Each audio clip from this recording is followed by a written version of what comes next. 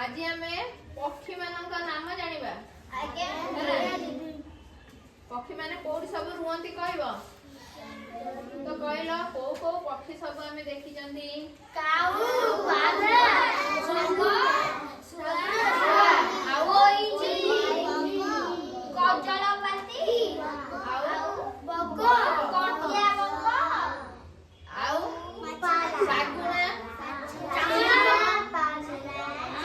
अरे पिल्ला माने बणी देखिछो आगे दीदी बणी कोन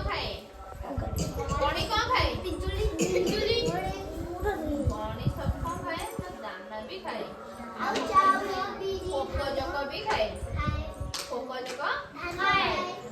अच्छा आउ तो देखिछो कहलो कोइली देखिछो आगे दीदी कोइलो रंग कोन कोला दीदी कुकुड़ा कोन खाए नाना आउ पोको भी खाए।